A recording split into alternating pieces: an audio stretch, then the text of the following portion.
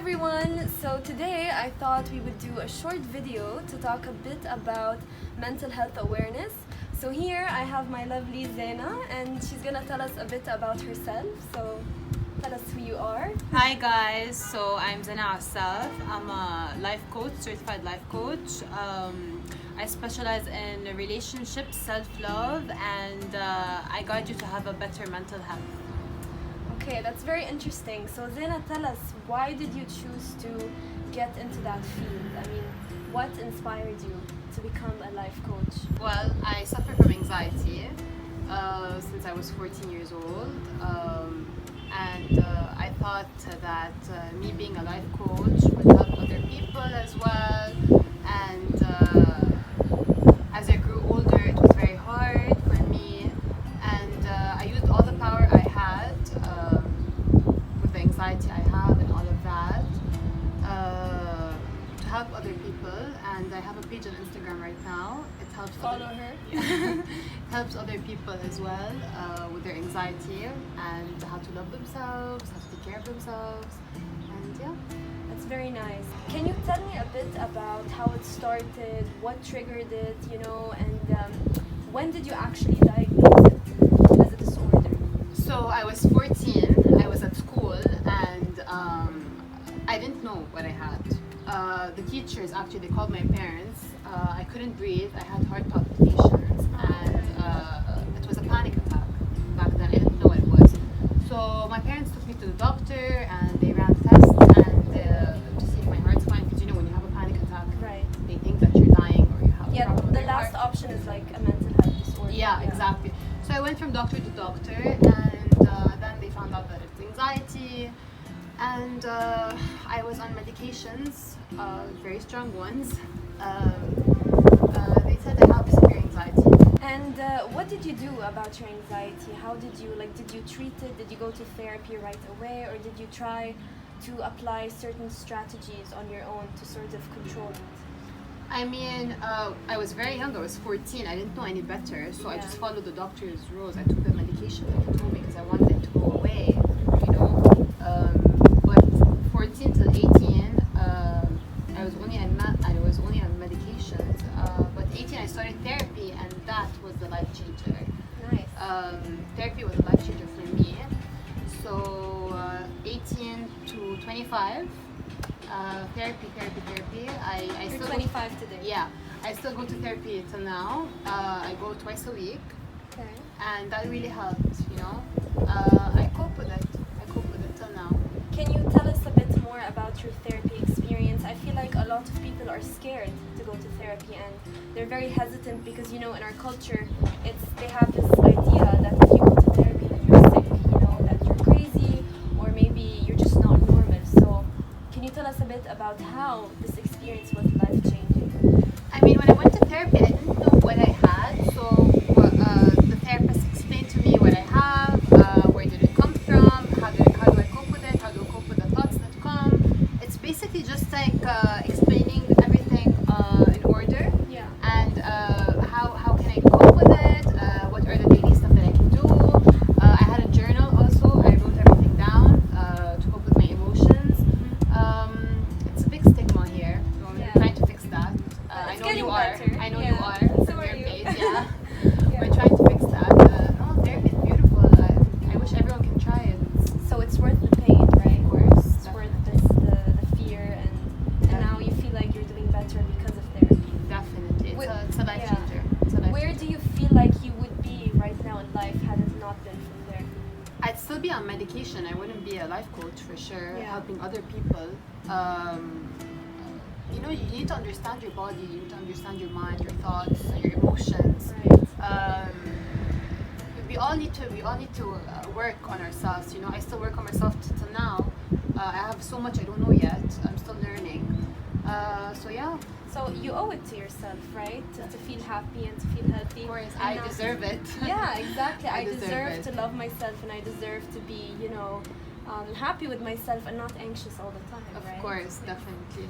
When did you decide to take this step and to open up about your mental health on social media and to create your page, which is basically dedicated to doing that? I mean, when I was telling you when I was 14, I didn't know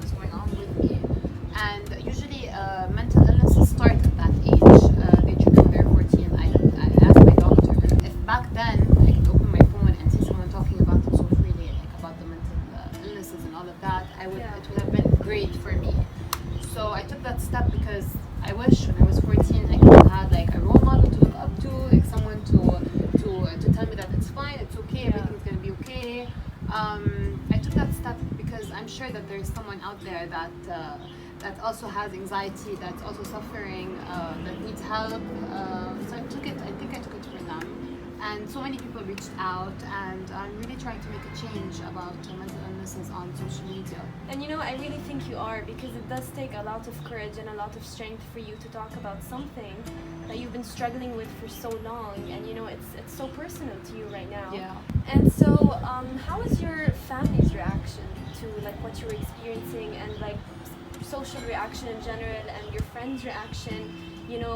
When they figured out that you're struggling with a mental health disorder. My family was very supportive actually. They were scared at the beginning because they didn't know what was going on with me, so they had to take me from doctor to doctor and all of that. But once they found out, they were very supportive. They went with me to therapy, and they're still supportive until now. Friends, they weren't very supportive. Some had to go.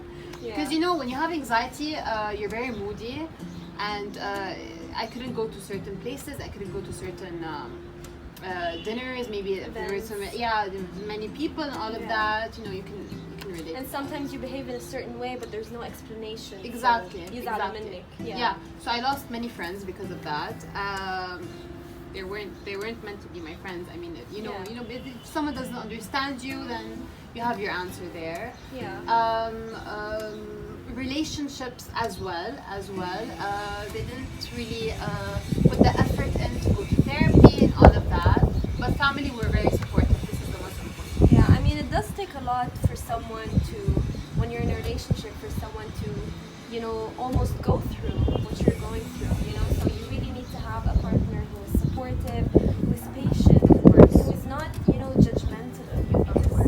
Because, struggling with anxiety, sometimes you just don't have control over what's going on in your You head.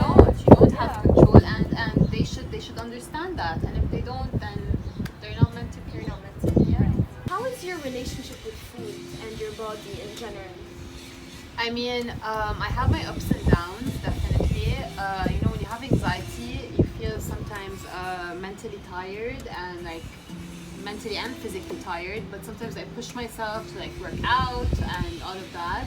But I make sure not to push myself a lot because that will drain me. Yeah. And my relationship with food is not that great. But It's a work in progress. yeah, it's a work in progress. I make sure that food is my friend because I don't want anything else to my plate right now. I still go to therapy for that. So do you feel like your anxiety could trigger maybe some eating disorders? Of course, Yeah. definitely. Definitely. I feel like people have a hard time understanding that, mental health or, any psychological disorder ما خصوا بالtraining or بالdieting, when in fact they're very interrelated, because basically food is a big part of your life, and if you like to work out, and if you're a person who regularly goes to the gym, or you're an athlete, they're very connected. So I think it's great that you're still working on that relationship, but it's also nice to show people that sometimes it's not, just because you go to therapy, it doesn't mean it's all flowers and rainbows. You still have to work, and you Of still have course, to definitely. be patient. I mean, you've been going to therapy for like 7 years now, and 9. 9 years. So you're doing better, but Yeah. that doesn't mean that it's like a magic pill, or it's a shortcut. You still need to work on yourself. I'm And still working up till this day. I have a lot to learn. that's amazing. Yeah. What would you tell someone who is struggling with anxiety or any mental health disorder, or someone who thinks that they are potentially could be diagnosed with a mental health disorder? I would tell them to open up. I mean, they can open up to a friend, to their mom, to their dad, to anyone, just to open up, They can look up a therapist nearby. It's not hard, I promise. And they should just like not feel ashamed, because I remember when I felt ashamed about like talking to a therapist or to someone, maybe write a journal. Just open up and talk about it, you know? Yeah, I think that's the best advice, honestly, you can give anyone, because I feel like in our culture we tend to, there's this saying that, you know, كل شي بيصير بالبيت لازم يضل بالبيت, you know, you should not talk about your personal life or private things. So that's why people struggle alone. And I think it's just, as you said, it's very important to talk, because the more you repress, the more the symptoms are going to be, you know, They get worse. They get worse. Yeah, and then they get out of control. So you don't want to get to that point. Definitely. Yeah, Definitely. so be vocal about it. Exactly. So if you are struggling with something, I tell you and Zeina tells you, please open up, talk to anyone, even if it's your friend, or it could be, you know, it could be us, just you know, anyone to hear you out. You would be, honestly, you would feel different and much better. You would feel amazing. It's not مش عيب to go to therapy, بالعكس, it's a legitimate thing, and people are trained for this. You know, a lot of people, you know, think they can't trust therapists, or maybe they have trust issues, or they think that it's scary because going to someone you don't know and telling them everything about yourself, about, you know, your family, your parents, maybe even your sex life. So it's kind of difficult to do it, but once you do it, it's very rewarding.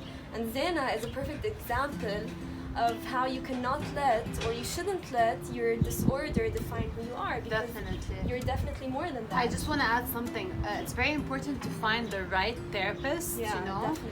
And someone you feel comfortable with, because I remember when I once went to the wrong therapist, and then that went bad for me. So you have to find the right therapist, the right life coach, whatever, you know, you have to always make sure of that. So and some people, because they go to the wrong therapist, they get so demotivated and they're like, I never want to go to therapy again. Exactly. But they should know that, you know, you shouldn't stop. So you changed therapists? I changed therapist 2 times. Yeah. Oh, yeah. Me too, so far, 2 times. Two so times. And you know, it's not that the therapist is bad. Maybe you just don't connect. Exactly, for sure. Yeah, the dynamic is just not suitable to you. So it's and there are different type of treatments. Just like you go to several doctors before you find someone you're comfortable with. Or nutritionists. Yeah, or nutritionists.